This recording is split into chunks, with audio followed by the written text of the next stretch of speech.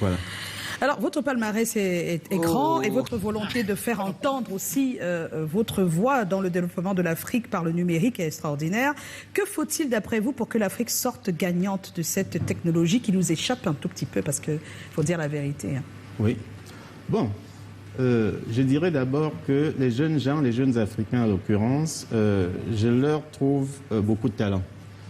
Sur le plan technique, je vous le dis honnêtement, d'autant plus que je suis un créateur d'entreprise, je travaille avec eux, avec elles, notamment à Kribi, dont le talent technique est là.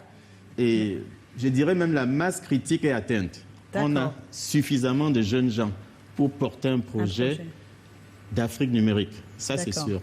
En revanche, ce qu'il faudrait, c'est beaucoup plus des managers. Nous n'en avons pas assez. Voilà, manager les gens, c'est pas quelque chose de facile. Mais il faut les gronder. Pour manager, il faut gronder. Non, c'est pas ça. Sinon, vous allez me respecter comment je ne gronde pas. Non, c'est pas ça. Mais comment on fait donc pour avoir de bons managers? Et c'est quoi un bon manager? Bon, moi je crois qu'il faut d'abord casser ce que moi j'appellerais la hiérarchisation du groupe.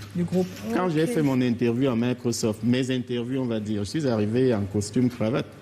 Dieu merci, je ne connaissais pas Microsoft.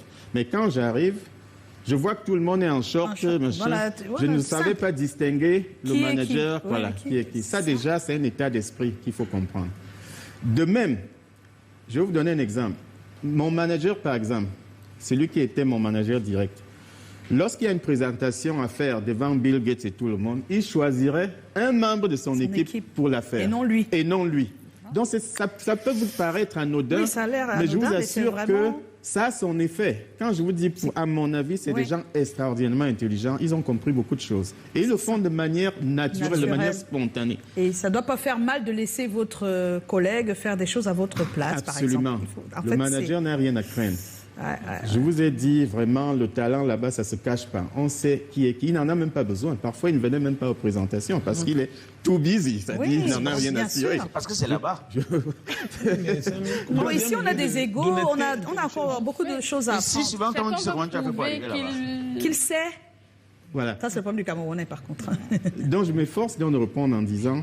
Nous n'avons pas assez de bons managers. Voilà. Et nous n'avons pas assez même en termes de leadership.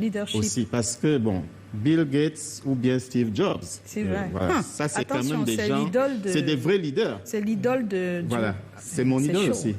Beaucoup de gens ne le savent pas. Steve Jobs n'est pas un informaticien. Ah oui. Steve Jobs...